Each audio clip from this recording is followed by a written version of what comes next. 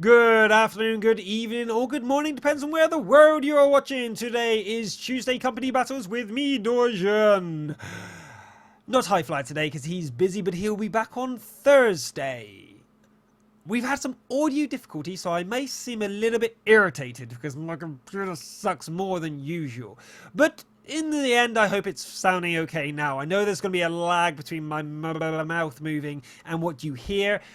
Is something going to have to live with today, but sorry. We will be streaming some of the battles later on, and until then, we'll be entertaining you with some random stuff that we are doing. Some things like reading stories to you, because I know how much you love my stories. Playing a bit of Hangman. We got some World of Tanks themed Hangman for you guys soon and later on. The company battles we will be running, as usual, during the show. The show is on a low bandwidth, so you should be able to run it while playing World of Tanks. And the TeamSpeak server will be pasted in there by our moderators. And you can join up and join in with the moderators and the rest of the staff playing in company battles.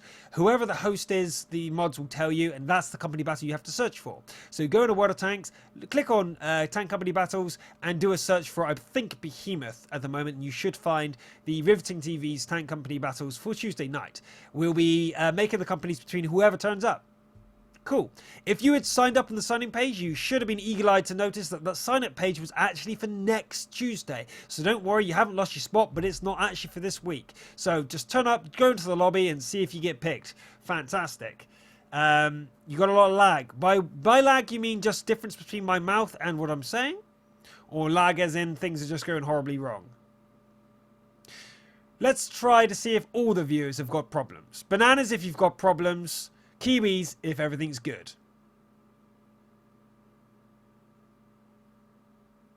Kiwi, cool. Right, awesome. We're ready to go then. Alrighty then. So, I've just... last night, after the show, I saw how bad it was. I reinstalled the BIOS. I flashed the BIOS and reinstalled the latest drivers on it. Things like that, trying to get the system to run a little bit better. I guess I'll be trying overclocking next. Because I just got to get it sorted, right? Just got to get it sorted. Cool. So everyone's fine, and I'm going to show you my epic mug. It's ready. Can you see it, or is it too glary? Is it too glary? Can you see it? Yeah. That's the mug I drink from. It's sweet, isn't it? So cool. So yeah, get involved with the Tank Company battles right now. So go and join in the game, load up your World of Tanks, and do a search. Who's actually in charge of Capeline is hosting. So you've got to do a search for Capeline in the Tank Company Battles search box. You should find RivetingTV's Tank Company Battles. We'll be running the same sort of tier groups as you normally see. Later in the show, we're going to have an interview with Disco Fire. He'll be heading up the production on our other channel, and it'll be Twitch TV / RivetingTV. Actually, our proper channel, and he'll be heading up the shows there, and we'll be doing things from interviews to live game music being played by bands and streaming other games like Air Mech. The other channel that we've got under our banner at the moment is under trial. He's got some issues like myself, but he's sorting them out very quickly. And that's Bahamut's with a double Z. And he's playing XCOM and Dota 2 on his channel reasonably frequently. And that's normally starred with me as well. So I'll go through them later when they're on the show. And... Ha! Yeah. Yeah, of course, because 10 hours will pay for another computer. But yeah, to be honest, I probably could. Right, so first thing on the agenda is... see if I can find the list. We have got a special thing for you. A few of you who may have tuned in to some other after parties back in the good old days of 1 month ago when we first started would have seen me or heard me read this story. Now I'm going to check to see if you can see that. There's a lot of glare. Yeah, can you see that? Oh yeah. Can you see what I've got in store for you tonight? Yeah. So, They had this great story that everyone was enthralled with. They're like, oh my god, that's an amazing story. And this is for kids. And yes, I read this to my kid as he goes to bed at night. Ah, yeah. So the thing I have to know from the audience is, do you want me to start from the very beginning or from where we left off? And I've got to try and remember where we left off.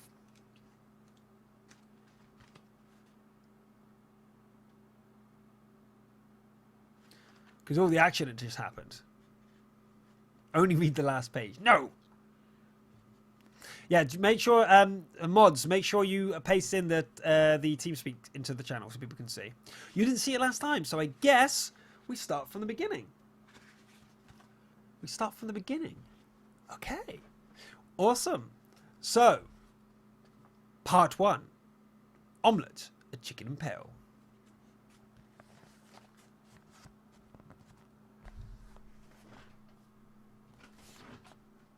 Okay.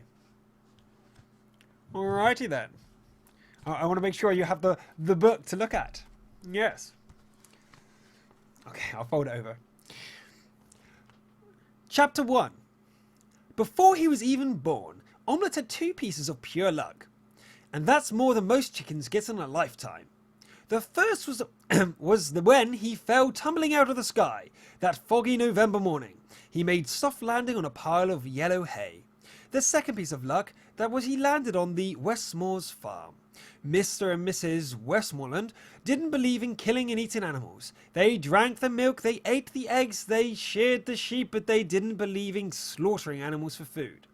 As Mr. Westmoreland was fond of saying, "My animals are my friends. How could you look a turkey or hen or sheep in the face and then see him roasting among potatoes, peas and sprouts for a Sunday lunch? I shall never know." So all the animals on Westmoreland's farm lived safe, secure and happy. On this particular morning, Mrs. Westmoreland was walking from the orchard with a heap of windfalls in her pinafore when she heard something landing in the hayrick. When she looked closer, she saw a brown egg nestling there undamaged. She knew it had been laid by one of her own hens. The hat for the story.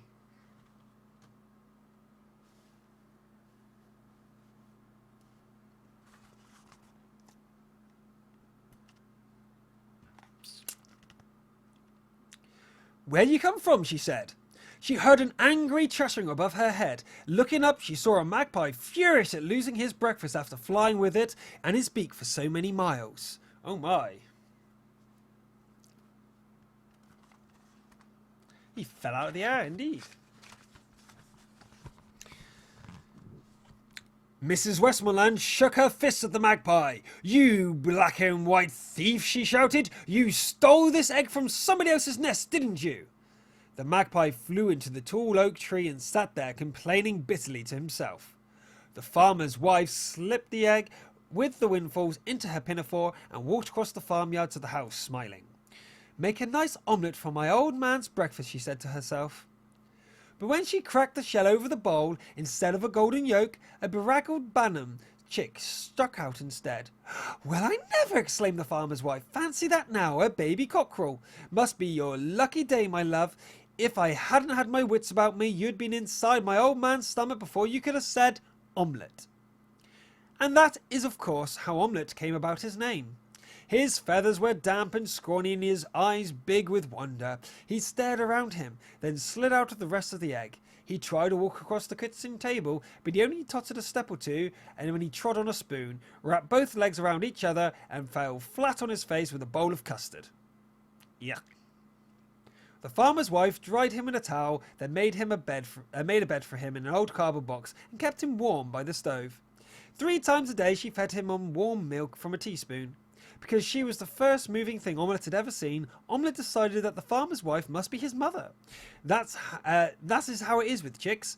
As he grew older and stronger, he would follow her around the kitchen. His little wings held out for balance. When he found his voice, he learned to cheep whenever she spoke to him. Cheep, cheep.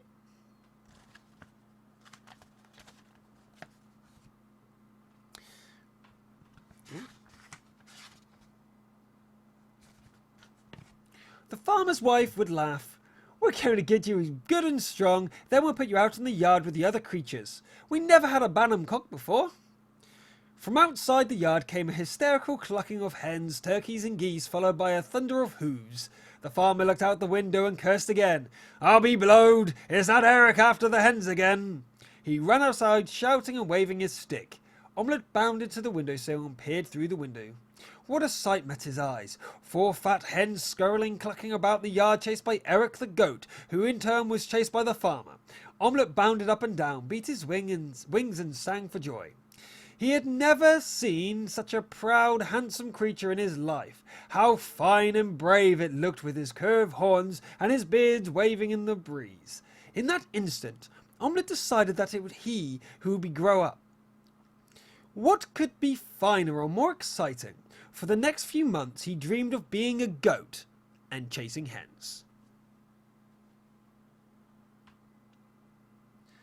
But in his days in the warmth and comfort of the farmhouse kitchen were numbered.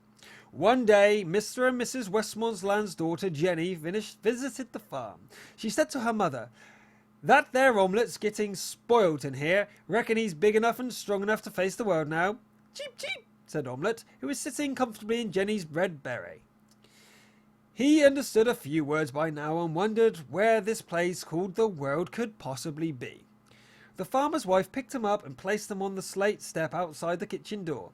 Omelette blinked in the cold sunlight and gazed about him. The door slammed, and he was on his own in the outside world. A tractor roared and throwing dust and fumes into the air. 2 large sheepdogs ran past yapping at a couple of stray sheep. Over by the pond, the geese honked and flapped their wings. 2 large hens strutted over to inspect the new arrival. To Omelette, who was only a few months old, they seemed very large and imposing. They looked down with their beaks at him. Omelette shivered. He had gotten used to the cosy way of the kitchen where the farmer's wife did everything for him. He thought everybody was like her. He looked at the fattest hen. "Good morning," he said gravely. "I'm rather cold. Could you bring me some milk?" "Hark, the Lord Mark," said the fat hen to her friend. They walked around Omelette, inspecting him closely. "Look what the wind brought in," said the other. "What are you called when you're at home?" "Omelette," said Omelette. "Omelette," said the fat hen, sniggering. "And where did you come from, Omelette?" Omelette pointed straight in the sky. The hen stared up. "From the sky?" "Yes," said Omelette. "Was your mother an aeroplane then?" asked the turkey, joining in the fun. This was too much for the hens. They roared with laughter. Soon there was quite a crowd around Omelette. The turkey became so hopeless with laughter that 2 ducks had to hold her upright. Omelette looked around seriously. "No, I don't think my mother was an aeroplane." "Well, who brought you up?" "The farmer's wife." "The farmer's wife? So she's your mother?" "I thought she was," said Omelette, "but I've changed my mind. I saw somebody else I thought could be my mother." "Oh, and who could that be?" asked the fat hen, who was finding it difficult to keep a straight face. Omelette tried hard to remember what the farmer's wife had called the handsome creature who had chased all the hens, but he couldn't. So he tried to describe Eric. "Well, it's not as big as the horse, and not as small as you. He had horns and a white beard and was extremely handsome."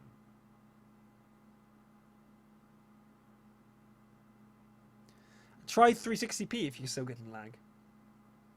They looked at one another puzzled, murmuring among themselves. "Horns and a beard? I know who it is," said a pretty hen. "It's Eric."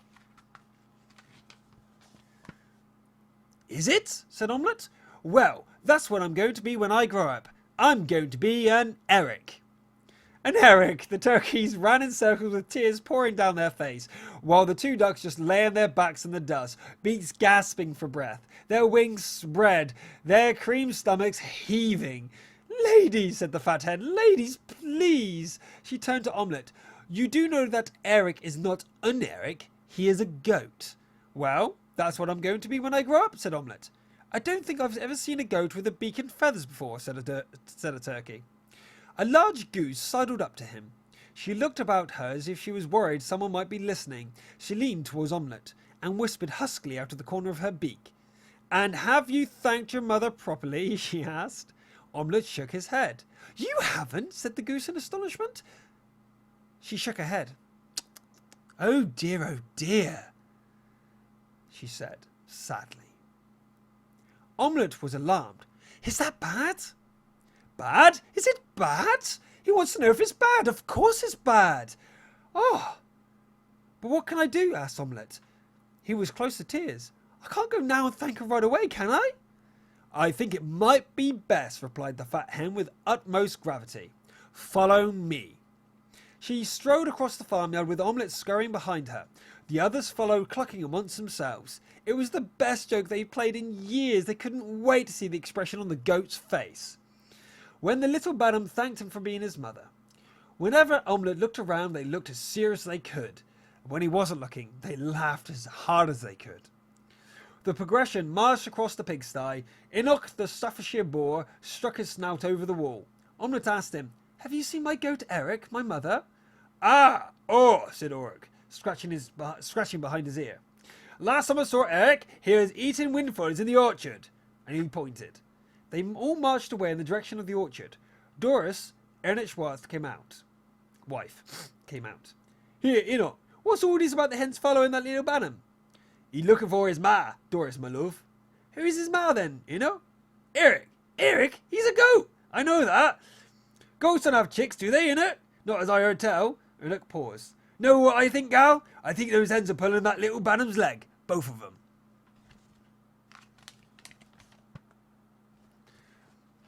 Yeah. Cool. That was chapter 1. The story hat comes off. Who liked chapter 1? Who wants to hear more of Omelette, a chicken in peril?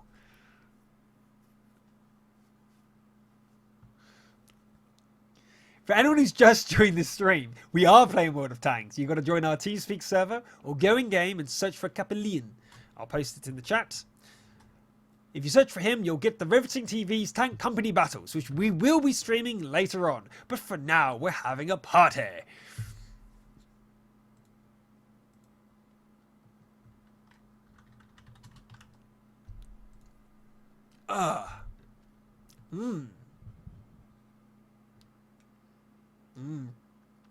Nice. How's the Tank Company battles going, guys? Hope they're going good.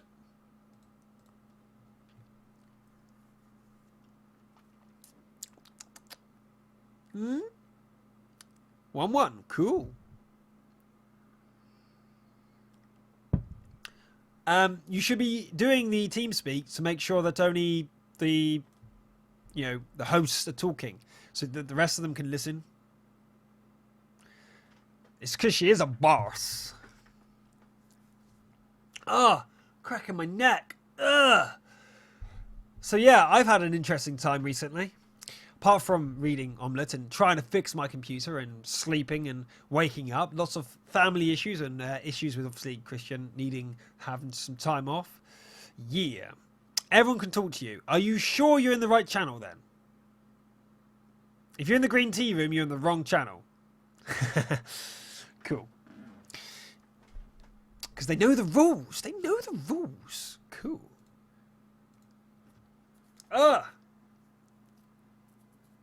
You don't care, but I care because they should be listening to me. Yeah. So, yeah, what are you guys up to? Apart from playing World of Tanks. And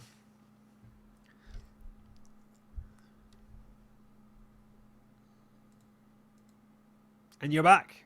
Cool. Because I think it's almost time for chapter 2 of Omelette, a chicken in peril. After Omelette, we're going to be playing some Hangman. Yeah. Still lag. By lagging, do you mean that my voice is out of sync? Or are you stuttering? Because I told you, that's my end. If you can hear my voice and you can see me talking after I've talked, then that's not you. You're going to have to just listen to me and not watch me if it's annoying you. I'm trying to get it resolved, but you guys said I was clipping all the time, so I couldn't really use it. Sorry. Sorry about that.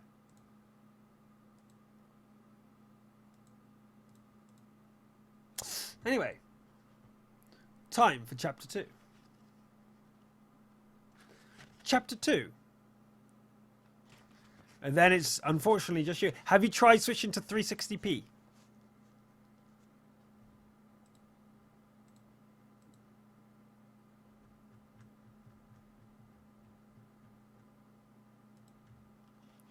Okay, cool. I'll ignore you then when it comes to you saying it's laggy, because otherwise I'll just be here all day.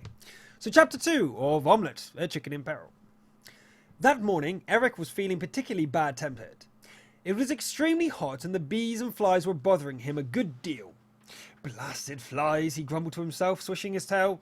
Blasted bees, he cursed, shaking his head. Deep down, Eric wasn't really so disagreeable. It was just that he was a bit lonely. He didn't like being alone. It made him grumpy.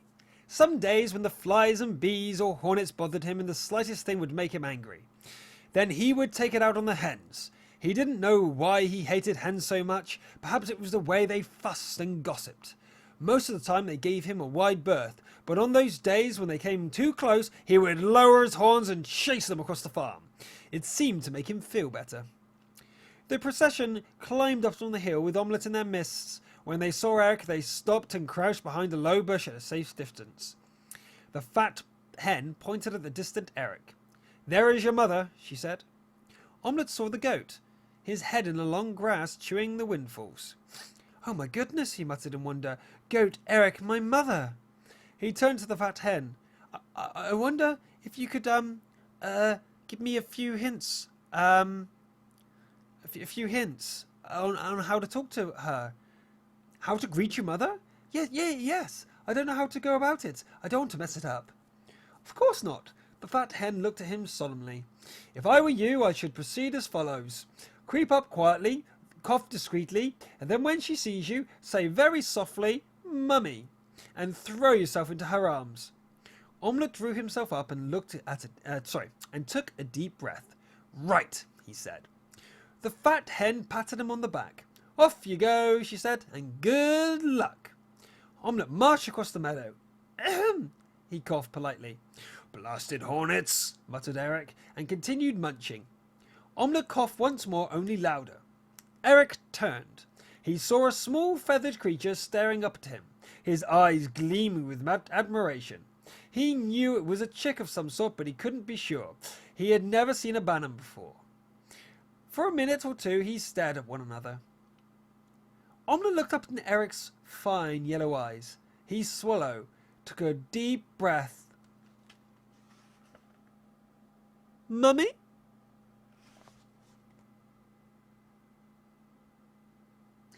And at the same time, he flung himself headlong into the arms of the surprised goat. It was the first time Eric had been embraced by a bantam chick. It took him by surprise, and thinking that he was being attacked, he shook his head violently and Omelette flew gently through the air and landed headfirst in the duck pond.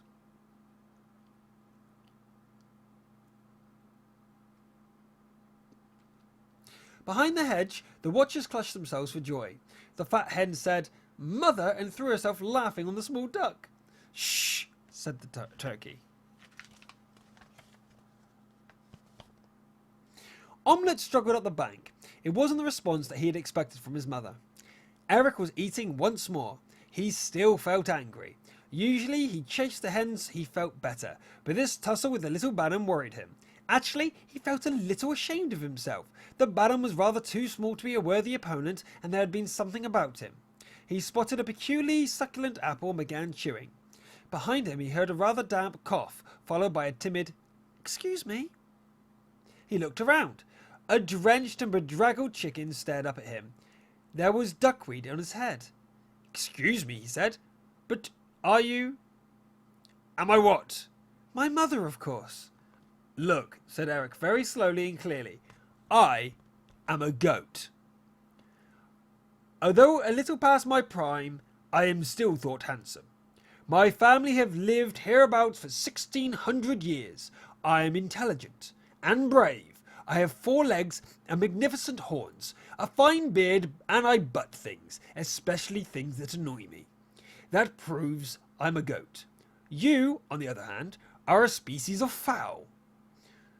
You're extremely small with 2 legs, feathers, and, like most fowl, are of limited intelligence. I could not possibly be your mother.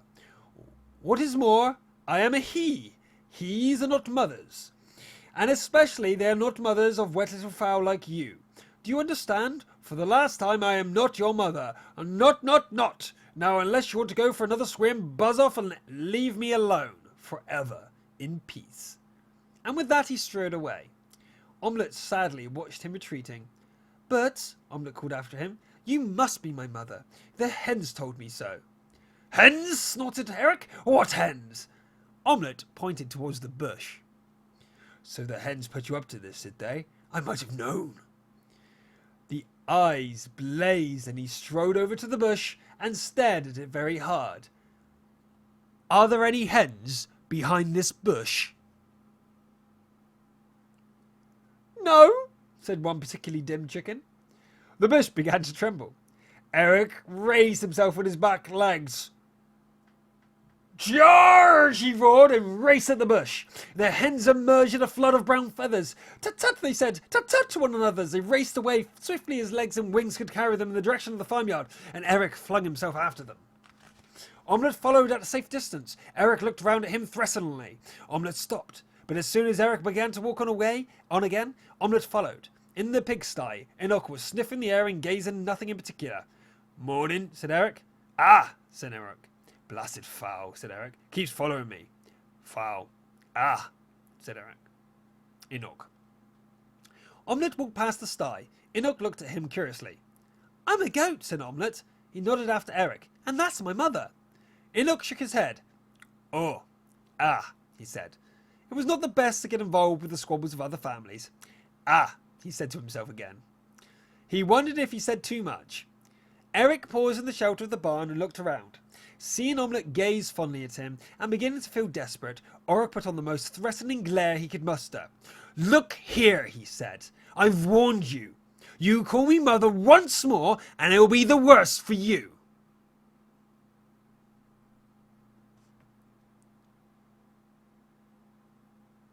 But you are my mother. I am not your mother, shouted the exasperated Eric. And you are not a goat. I am a goat, said Omelette. Not, said Eric. Am, said Omelette. Not, shouted Eric in such a loud voice that it made Omelette blink and step a few paces back. Not, not, not. Why? Asked Omelette. Eric furrowed his brow and sighed. I don't know, he said in exasperation. You just aren't, okay? Why? Said Omelette. Eric groaned and thought about it. Well, he said, for one thing, goats butt. It wasn't much, but all he could think of. I butt, said Omelette simply. Watch. He lowered his head. Charge! He shouted, and his head down, he scampered across the farmyard, but he couldn't see where he was going very well, and he began running in circles and only stopped when he ran his head into a haystack. He struggled out of the haystack and walked over to Eric. See, he said, I butt. He grinned proudly. There were bits of straw in his feathers. Eric sighed.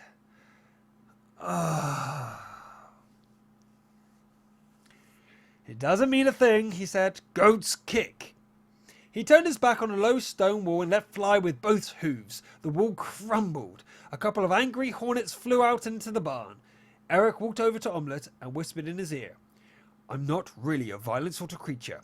It's live and let live as far as I'm concerned. But if you don't leave me alone, you'll end up like that wall. Omelette gazed at the scattered stones. Young as he was, Omelette knew when he was being challenged. I can kick, he said brightly. He strode over to the barn door, turned his back on it, lifted both legs at the same time, and fell flat on his face. See, said Eric. Now go away, you ugly little feathered monster. I don't want you. Go away. Leave me alone in peace. And he strode into the bar, slammed the door shut behind him. He slumped down, his body against it. He had never felt so depressed in his whole life. The other farm animals drift away. The fun seemed to be over.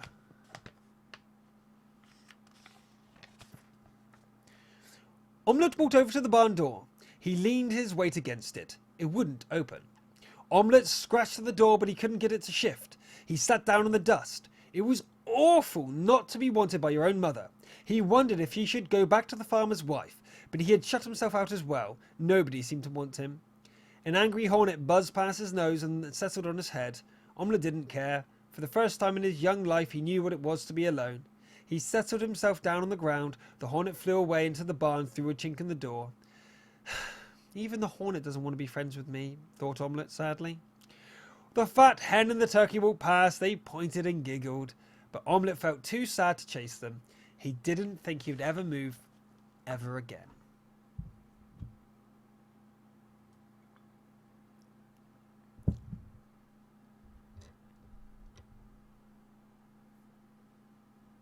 Poor Omelette.